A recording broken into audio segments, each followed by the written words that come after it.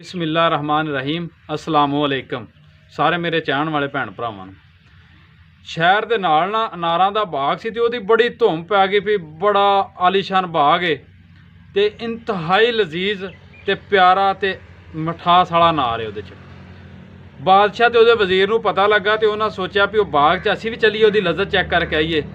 ਜਦੋਂ ਬਾਦਸ਼ਾਹ ਗਿਆ ਜਾ ਕੇ ਵਹਿੰਦਾ ਇੱਕ ਜਵਾਨ ਲੜਕੀ ਉਹਦੇ 'ਚ ਫਿਰ ਰਹੀ ਹੈ ਤੇ ਉਹਨੂੰ ਆਂਦਾ ਵੀ ਬੇਟਾ ਸਾਨੂੰ ਪਿਆਸ ਲੱਗੀ ਹੈ, ਸਾਨੂੰ ਨਾ ਅਨਾਰਾਂ ਦਾ ਪਾਣੀ ਪਿਆ। ਉਹਨਾਂ ਦੇ ਵਹਿੰਦਿਆਂ ਨਾਲ ਅਨਾਰ ਜਿਹੜਾ ਨਜ਼ਦੀਕ ਸੀ ਨਾ ਉਹਦੇ ਨਾਲ ਉਹ ਲੜਕੀ ਦੋ ਅਨਾਰ ਤੋੜਦੀ ਤੇ ਨਿਚੋੜਦੀ ਤੇ ਦੋ ਜਿਹੜੇ ਉਹ ਕਾਸੇ ਪਿਆਲੇ ਸਨ ਨਾ ਉਹ ਪਾਣੀ ਦੇ ਫੁੱਲ ਹੋ ਜਾਂਦੇ ਨੇ। ਬਾਦਸ਼ਾਹ ਦੇ ਵਜ਼ੀਰ ਨੇ ਪੀਤਾ। ਜਦੋਂ ਉਹਨਾਂ ਨੂੰ ਲਜ਼ਤ ਆਈ ਬਹੁਤ ਜ਼ਿਆਦਾ ਤੇ ਉਹਨਾਂ ਦਾ ਦਿਲ ਕੀਤਾ ਵੀ ਹੋਰ ਅਸੀਂ ਪੀਏ। ਉਹਨੂੰ ਫੇਰ ਆਖਿਆ ਉਸੇ ਬੱਚੀ ਨੂੰ, ਜਦੋਂ ਬੱਚੀ ਤੋੜਨ ਗਈ ਨਾ ਅਨਾਰ ਤੇ ਪਿੱਛੋਂ ਬਾਦਸ਼ਾਹ ਦੇ ਜ਼ਿਹਨ 'ਚ ਆਈ ਗੱਲ, ਵਜ਼ੀਰ ਨੂੰ ਆਂਦਾ ਵੀ ਹੋਵੇ ਨਾ ਤੇ ਇਸ ਬਾਗ ਨੂੰ ਜਾਂ ਟੈਕਸ ਲਾ ਦਈਏ ਜਾਂ ਇਸ ਬਾਗ 'ਤੇ ਆਪਾਂ ਕਬਜ਼ਾ ਕਰ ਲਈਏ। ਐਵੇਂ ਦਾ ਤੇ ਬਾਗ ਅੱਜ ਤੱਕ ਮੈਂ ਇੰਨਾ ਮਿਠਾਸ ਵਾਲਾ ਅਨਾਰ ਤੇ ਵੇਖਿਆ ਹੀ ਨਹੀਂ। ਜਦੋਂ ਬੱਚੀ ਲੈ ਕੇ ਆਈ ਨਾ ਉਹੋ ਹੀ ਉਹਨੇ ਅਨਾਰ ਨਿਚੋੜੇ ਤੇ ਉਹ ਜਿਹੜੇ ਪਹਿਲੋਂ ਪਿਆਲੇ ਫੁੱਲ ਹੋਏ ਸਨ ਉਹ ਕਾਸੇ ਅੱਧੇ ਹੋਏ। ਬਾਦਸ਼ਾਹ ਵੇਖ ਕੇ ਪਰੇਸ਼ਾਨ ਹੋ ਗਿਆ ਤੇ ਉਹਨੂੰ ਆਂਦਾ, ਜਦੋਂ ਪੀਤਾ ਤੇ ਉਹ ਲਜ਼ਤ ਵੀ ਨਾ ਆਈ। ਉਹਨੂੰ ਪੁੱਛਦਾ ਵੀ ਬੇਟਾ ਇਹ ਕੀ ਬਣਿਆ ਵੇ, ਲਜ਼ਤ ਕਿਉਂ ਨਹੀਂ ਉਹ ਆ ਰਹੀ?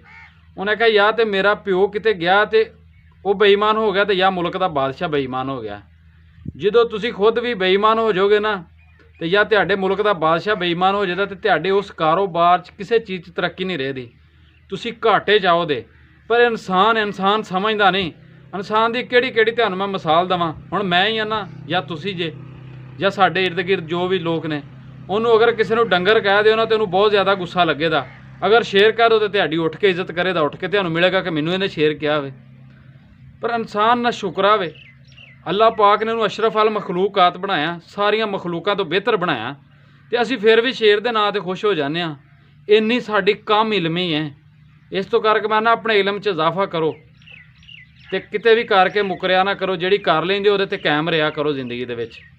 ਅਗਰ ਗੱਲ ਮੇਰੀ ਚੰਗੀ ਲੱਗੇ ਨਾ ਤੇ ਸ਼ੇਅਰ ਤੇ ਇਹਨੂੰ ਫਾਲੋ ਜ਼ਰੂਰ ਕਰਿਓ ਮੇਰੇ ਪੇਜ ਨੂੰ।